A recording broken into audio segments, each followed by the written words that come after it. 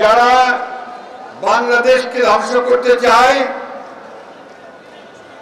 যারা বাংলাদেশকে একটা কঠিন আবরণে রাখতে চায়,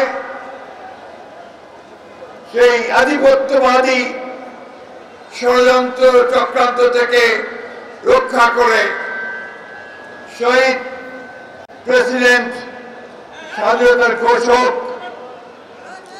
বহুদলীয় গণতন্ত্রের প্রবক্তা শহীদ প্রেসিডেন্ট জিয়াউর রহমান বীর উত্তমকে সেদিন রাষ্ট্র পরিচালনার দায়িত্ব দিয়েছিল, গৃহবন্দী অবস্থা থেকে বাইরে নিয়ে এসে।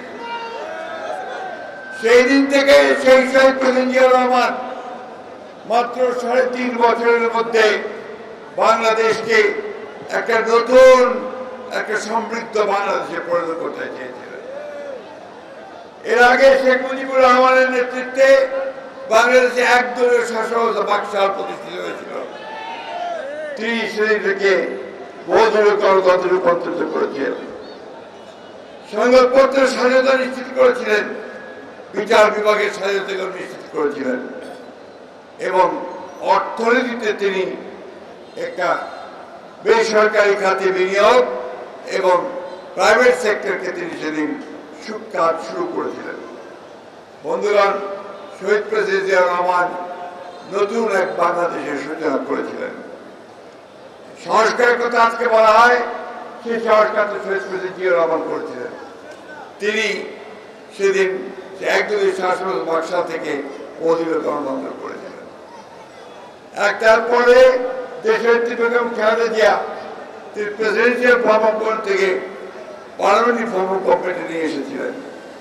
আজকে আপনি দেখেছেন যে সেই ফ্যাসিবাদী হাসিনার ১৫ বছরের দুঃশাসন থেকে মুক্তি পাওয়ার লক্ষ্যে ছাত্র জনতার যে গণ অভ্যুত্থান ঘটে, সেই অভ্যুত্থানের পরে হাসিনা দেশ থেকে পালিয়ে যায়। তারপরে এই দেশের মানুষ আবার একটা নতুন বাংলাদেশ নির্মাণ করতে চায়। আপনাদের মনে থাকার কথা, ২০১৬ সালে দেশনেত্রী বেগম খালেদা জিয়া নতুন সংস্কারের রূপরেখা দিয়েছিলেন ভিশন 2030। একই সঙ্গে তিনি দেশকে নতুন করে সাজানোর জন্য উৎপাদনের রাজনীতিতে তিনি সব দেশকে সামনে দিকে এগিয়ে নিয়ে যাচ্ছিলেন। বন্ধুগণ, সেই দেশের আমাদের তরুণ নেতা, আমাদের বর্তমান আধুনিক গণতান্ত্রিক আন্দোলনের নেতা, আমাদের দেশনায়ক তারেক রহমান ২০২১ সালে তিনি ৩১ দফা কর্মসূচি দিয়েছিলেন সংস্কারের জন্য। আজকে সেই সংস্কারই এই অন্তর্বর্তীকালীন সরকার কাজ শুরু করলে আমরা তাদেরকে পূর্ণ সমর্থন জানিয়েছি। প্রায় ১ বছর এই সনদ তৈরির কাজ করেছে তারা।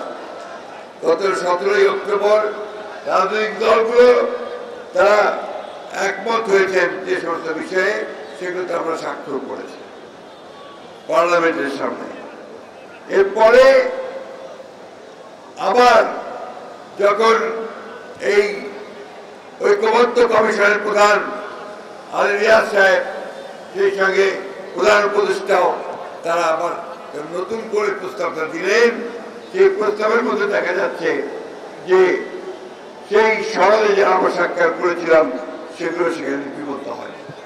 এমনকি আমরা যে বিষয়গুলোতে আমাদের যে একটা সর্বসম্মতিক্রমে সিদ্ধান্ত হয়েছিল যে আমরা আমাদের যেগুলোতে আপত্তি থাকবে, অর্থাৎ যেগুলো নোট অফ ডিসেন্ট থাকবে, সেগুলো লিপিবদ্ধ থাকবে, সেটাও সেখানে উল্লেখ করা হয়। সম্পূর্ণ নতুন করে চিন্তা ভাবনা নিয়ে আসা হয়েছে। বন্ধুগণ, আমরা সেটা গ্রহণ করিনি, আমরা প্রেস কনফারেন্স করে দিয়ে সেটা বলেছি। পরবর্তীকালে আমরা দেখলাম যে হঠাৎ করেই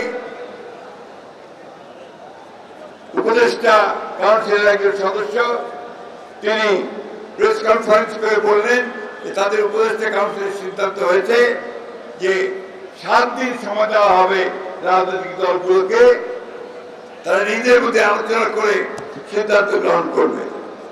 তাহলে এতদিন ধরে 7 মাস ধরে যে আপনারা সনদে স্বাক্ষর করবার জন্য ঐক্যবদ্ধ কমিশনে বসলেন, সমস্ত সংস্কারের প্রস্তাবগুলোকে আলাপ আলোচনা করলেন, আমাদের প্রতিনিধি থাকলো, শব্দগুলোর প্রতিনিধি থাকলো, তাহলে সেটা কি মানে হলো? অসংখ্য টাকা খরচ করে আপনারা সেটা যেটা করলেন, সেটা রাজনৈতিক দলগুলোর কোনোই কিন্তু সমাধান হয়নি। আজকে একটা রাজনৈতিক দল তারা কয়েকটা একটা জোট বানিয়েছে, জোট বানিয়ে তাদেরকে চাপ সৃষ্টি করছে বিভিন্নভাবে যে নির্বাচনের আগেই গণভোট হতে হবে। কেন নির্বাচনের আগে গণভোট হতে হবে? আমরা বলেছি যে আমরা গণভোট মানছি, সেই গণভোট নির্বাচনের দিনই হতে হবে। কারণ দুটো ভোট করতে গেলে অনেক টাকা খরচ হবে, তাছাড়া মূল যে নির্বাচন, জাতীয় সংসদ নির্বাচন, সেই নির্বাচনের ধারাটাও ক্ষুণ্ণ হয়ে যাবে। আজকে দুর্ভাগ্য আমাদের, আজকে অন্তর্বর্তীকালীন সরকার যাকে আমরা সম্পূর্ণ সমর্থন দিয়েছি, তারা আজকে নিজেরাই আজকে একটা অবস্থা তৈরি করছে যাতে করে নির্বাচন ব্যাহত হয়। ওই রাজনৈতিক দলগুলো যে কয়েকটা এই গণভোটের জন্য চাপ দিচ্ছে, তারাও আজকে পরিষ্কার ভাবে বলতে চাই যে নির্বাচনকে বানচাল করবার ষড়যন্ত্র করছে। আমরা খুব পরিষ্কার করে বিরোধ দিতে চাই, গণভোট হলে নির্বাচনের দিনই হতে হবে এবং সেই নির্বাচন 2026 সালের ফেব্রুয়ারি মাসেই হতে হবে, অন্যথায় বাংলাদেশের মানুষ কিছু মেনে নেবে না। বন্ধুগণ, 7 নভেম্বরের চেতনা হচ্ছে গণতন্ত্রের চেতনা। আমাদের জন্ম হয়েছে বিএনপি সংস্কারের মধ্যে দিয়ে। আমাদের নেতা যারা প্রেসিডেন্ট জিয়াউর রহমান বীরুত্তম, তিনি সংস্কারের সূচনা করেছেন। আজকে যারা তারেক রহমান নতুন সংস্কার 31 দফা কর্মসূচি দিয়ে গোটা জাতিকে সামনে এগিয়ে দেওয়ার একটা ম্যাগনা কার্টা দিয়েছেন। আমরা সেই লক্ষ্যে এগিয়ে যাব। আমরা এই নির্বাচনে অংশ নেব এবং ইনশাআল্লাহ এই নির্বাচনে জয়যুক্ত হয়ে আমরা একটা নতুন বাংলাদেশ গড়ে তুলব।